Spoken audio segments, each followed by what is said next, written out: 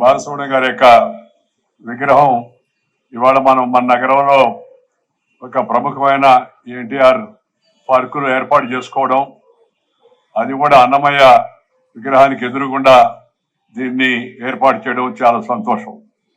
నేను ఈ ఆలోచన రాగానే ముగ్గురికి ఫోన్ చేశాను. ఒకటి మంత్రివర్యులు నారాయణ గారికి, 2 పార్లమెంటు సభ్యులు ప్రభాకర్ రెడ్డి గారికి, 3 శాసనసభ్యుడు శ్రీధర్ రెడ్డి గారికి. మన నెల్లూరు భారతదేశ స్థాయిలో ప్రపంచ స్థాయిలో మన నెల్లూరుకి పేరు తెచ్చినట్టు యొక్క మంచి వ్యక్తి శ్రీ బాలసుబ్రహ్మణ్యం గారి విగ్రహం హైదరాబాద్లో పెట్టాం, మన నెల్లూరు నగరంలో కూడా పెడితే బాగుంటుందని చెప్పగానే ముగ్గురు చాలా ఉత్సాహంగా ముందుకు వచ్చారు. కలిసి ఈ యొక్క బాధ్యతను భుజం మీద ఎత్తుకున్నారు. ఎవరికి వాళ్ళు ఆ విగ్రహానికి అయ్యే ఖర్చు ఏమిటో పెడతామని ప్రభాకరయ్య కూడా చెప్పాడు. నారాయణ గారు నేను పెడతానన్నాడు. కానీ అవసరం లేకుండా అందరూ కలిసి, మిగతా మిత్రులందరూ కలిసి దాన్ని ఇవాళ ఏర్పాటు చేసి నయనాందకరంగా ప్రేరణ ఇచ్చే విధంగా ఆయన పాటలు కొన్ని, ఆయన చెప్పినట్టు మాటలు కొన్ని, వాటన్నిటిని 8 స్తంభాల పైన ఏర్పాటు చేసి మనకి ఈ కార్యక్రమం ఏర్పాట్ల నిర్వహణలో చొరవ తీసుకొని అందరికి మధ్యలో సూత్రధారిగా ఉన్నట్టు శ్రీ తుంగా శివప్రభాత్ రెడ్డి గారిని నేను ముందుగా అభినందిస్తున్నాను. దాంతోపాటు ఈ యొక్క విగ్రహం ఇంత చక్కగా రావడానికి శిల్పి మరి ఒకవైపు కారణం అయితే, మరొక వైపు ఇందాక ఆర్కిటెక్ట్ గా చెప్పబడిన సాకేత్ రెడ్డి యువకుడు, మా ఉదయగిరి వాస్తవ్యుడు, వారికి కూడా నేను హృదయపూర్వకంగా అభినందనలు తెలియజేస్తున్నాను. ఒక మెసేజ్, ఒక సందేశం అందించడం అవుతుందో దాని కూడా విగ్రహం ద్వారా చాలా సంతోషమైన విషయం ఇది. ఈరోజు ఈ యొక్క కార్యక్రమంలో పాల్గొన్నట్టు పెద్దలందరూ అనేక విషయాలు చెప్పారు. నేనేమంటున్నానంటే, అమరస్వర గాయకుడు శ్రీపతి పండితురాజ్యుల బాలసుబ్రహ్మణ్యం గారి 80వ జయంతి సందర్భంగా నెల్లూరులో వారి కాంస్య విగ్రహాన్ని ఆవిష్కరించడం, తిరుపతి సంగీత అర్చన కార్యక్రమాన్ని నిర్వహించడం చాలా ముదావహం. దీనికి బాధ్యులైన వారందరూ నేను హృదయపూర్వకంగా మన అందరి తరఫున వారిని అభినందిస్తున్నాను. ఈ కార్యక్రమం దిశగా చొరవ తీసుకున్న ప్రతి ఒక్కరికి పేరు పేరున అభినందనలు తెలియజేస్తున్నాను. ఈ సందర్భంగా శ్రీ పండితురాడ్డిల బాలసుబ్రహ్మణ్యం గారు, నేను అందరినీ కోరేది ఒకటే, ఈ చిట్టి పొట్టి పేరుతో పలకబాకండి. పూర్తిగా పేరుతో పిలిస్తేనే ఆ గౌరవం ఉంటుంది. వారి తండ్రి గారు శ్రీపతి పండితురాడ్డిల సామమూర్తి గారు నా చిన్నప్పుడు, నేను హై స్కూల్లో చదువుకునేటప్పుడు పొగతోటలో ఆ ప్రాంతంలో ఉంటే వారు ఉదయాన్నే మరి సంకీర్తన ఆలపిస్తూ తద్వారా సేకరించిన యొక్క ఆ బియ్యాన్ని తద్వారా నిల్వ చేసి ధనంతో నెల్లూరులో త్యాగరాజ ఆరాధన ఉత్సవాలు నిర్వహించేవాళ్ళు. నాకు ఆ రోజు ఇంకా బాగా గుర్తున్నాయి. ఆయన, ఆ కోమలరాజు హోటల్ అంబేయ్యారు, ఈ మిగతా మిత్రులందరూ కలిసి ఆ రోజుల్లో చెంబై వైద్యనాథ్ అయ్యర్, డికే పట్టమ్మాళ్, శుభలక్ష్మి గారు, ఇలాంటి మహామహులందరినీ నెల్లూరుకు తీసుకొచ్చిన ఘనత వారి తండ్రి గారిది, శ్రీ సామమూర్తి గారిది అని చెప్పి నేను వారిని సందర్భంగా స్మరించుకుంటూ ఉన్నాను. శ్రీ బాలసుబ్రహ్మణ్యం గారు తన పూర్తి జీవితాన్ని సినీ సంగీత చరిత్రలో అదొక మైలురాయి. తెలుగు సినిమా సంగీతానికి ఘంటసాల, బాలు ఈ ద్వయం ఏదైతే ఉందో ఈ స్వర్ణయుగాన్ని తీసుకొచ్చారని చెప్పడంలో ఎలాంటి సందేహం లేదు.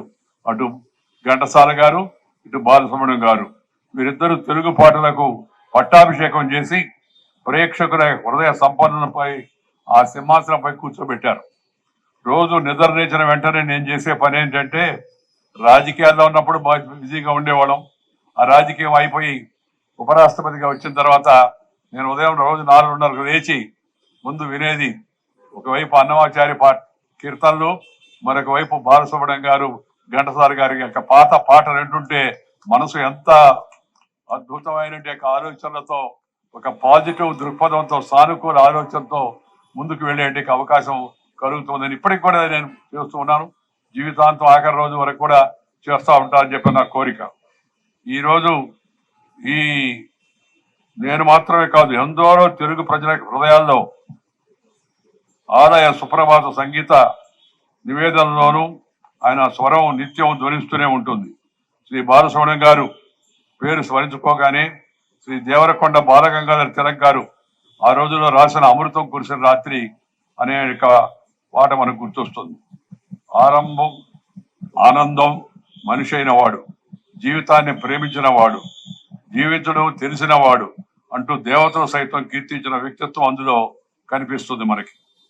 మన యొక్క ఈ కవిత ముగింపులో అమృతంపు సోన దోషులతో తాగి తిరిగి వచ్చాను, దుఃఖాన్ని చావుని వెళ్ళిపోమన్నాను, ఈనాటికి ఎవరికి తెలియదు నేను అమరుడనని అంటూ తనకు తానుగా చెప్పుకుంటుంటే ఈ మాటలు బాలు గారి జీవితానికి అచ్చు గుర్తినట్టుగా సరిపోతాయని చెప్పని ఈ సందర్భంగా నేను మనవి చేస్తున్నాను. శ్రీ బాలసుబ్రహ్మణ్యం గారు నాకు ఎంతో ఆత్మీయులు, వయసులో నాకంటే కాస్త పెద్దవారు. నేనంటే వారికి ఎంతో అభిమానం, వారంటే నాకెంతో అభిమానం. నేను ఢిల్లీలో తీసుకెళ్లి వారిని మా ఇంటి దగ్గర కార్యక్రమం ఏర్పాటు చేసి ప్రధానమంత్రి గారిని పిలిచి వారిని సత్కరించినప్పుడు వారు ఎంతో సంతోషించారు. మన వాడు ఢిల్లీలో ఉన్నాడు, గుర్తింపు తీసుకొచ్చి మన ఇక్కడ కార్యక్రమం ఏర్పాటు చేశాడనే ఉద్దేశంతో బహుశా శ్రీపతి పండితురాజు సామూర్తి గారి అంకిత భావాన్ని అలవర్చుకొని అందరినీ అలరిస్తూ ఉండడం వారు మనకు అందించినట్టు యొక్క గొప్ప కానుక. ఆ చిన్నతనంలో ఇందాక చెప్పినట్టుగా సామమూర్తి గారు వీధి వీధి తిరిగి హరికథా గానం ద్వారా అందరిలో భక్తి భావం కలిగించేవారు. తద్వారా నిధులు సేకరించి ఆయన ఇతరులతో కలిసి చొరవ తీసుకొని నెల్లూరు కిందాక నేను చెప్పినట్టుగా ప్రభుత్వ సంగీత కళాకారులందరినీ పిలిపించి త్యాగరాజ ఆరాధన ఉత్సవాలు నిర్వహించేవారు. వారి బాటలో నేటి యువతరం కూడా నడవాలని చెప్పి నేను కోరుకుంటున్నాను. సంగీతము, సాహిత్యము, ఆట పాట, భాష ఇవన్నీ కూడా మనకు సంపదలు. వాటిని మనం నిలబెట్టుకోవాలా, వాటిని మనం కాపాడుకోవాలా. ఈ ఇంగ్లీష్ వాళ్ళు పోతూ పోతూ మనకి వాళ్ళ జబ్బును మనకు అంటగట్టిపోయారు. ఆ తర్వాత కూడా దాన్ని సరిదిద్దే ప్రయత్నం జరగదా. ఎందుకంటే అది ఇంగ్లీష్లో మాట్లాడితే కానీ ఫ్యాషన్ కాదు, ఇంగ్లీష్లో మాట్లాడితే కానీ గొప్ప కాదు. ఇంగ్లీష్లో ఇంత మాటలు పాడేవాళ్ళు ఇంగ్లీష్లో పాటలు పాడమనండి, ఎవడు పాడలేదు. నేనేమంటున్నానంటే మన భాష తెలుగు భాష, మనందరం తెలుగువారు, తెలుగు మాట్లాడేందుకు మనం అందరం కూడా గర్వంగా తల ఎత్తుకొని నేను తెలుగువాడిని చెప్పుకోవాలి. మన తెలుగువాడికి ప్రతీకగా దేశంలో 16 భాషల్లో 40,000కు పైగా పాటలు పాడి అందరినీ మెప్పించినట్టు అమరజీవి అయినట్టు శ్రీ బాలసుబ్రహ్మణ్యం గారిని మనందరం జీవితాంతం గుర్తుపెట్టుకోవాల్సి ఉంది. వారిని గుర్తుపెట్టుకుంటూ మన భాషను, మన సంస్కృతిని, మన సంస్కారాన్ని కూడా మన పిల్లలకు తెలియజేయాల్సిన అవసరం ఉందని సందర్భంగా నేను మనం చేస్తున్నాను. కష్టపడి పైకి వచ్చి ఎంత ఎదిగినా ఒదిగి ఉండే శ్రీ బాలు గారి స్వభావం నన్ను ఆకట్టుకునేది.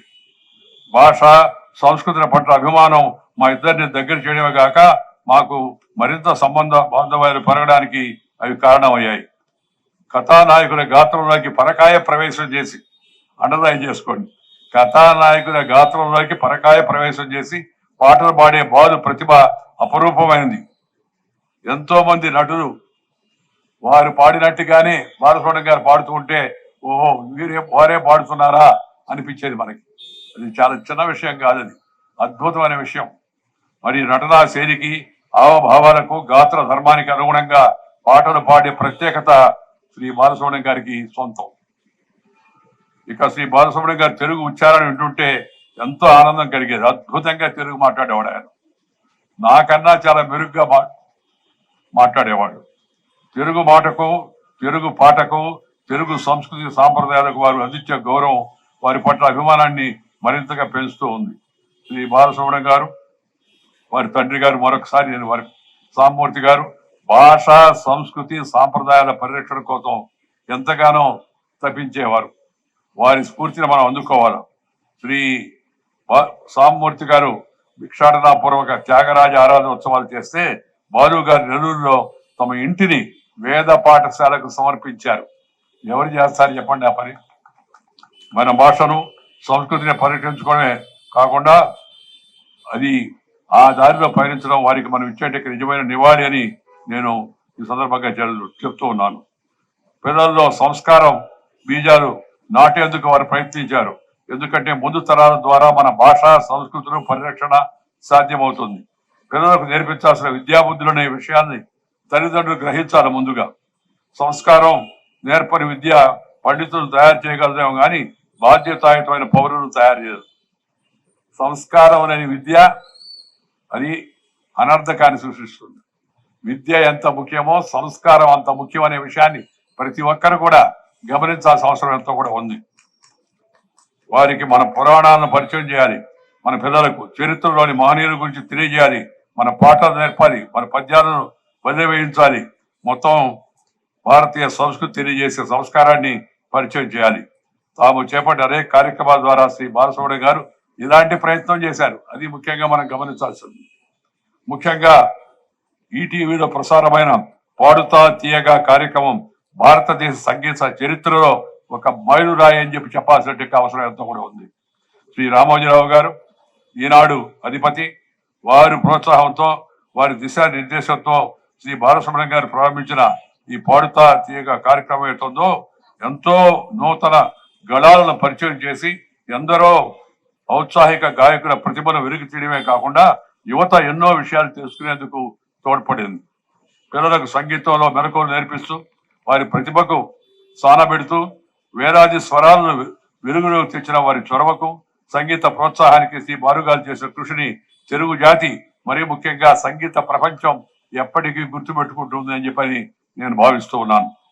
5.5 దశాబ్దాల తన అమృత గానంతో ప్రజలను అలరింపజేసిన శ్రీ బాలు గారు కరోనా మహమ్మారి కారణంగా ఈ లోకాన్ని విడిచి వెళ్ళడం చాలా విచారకరం.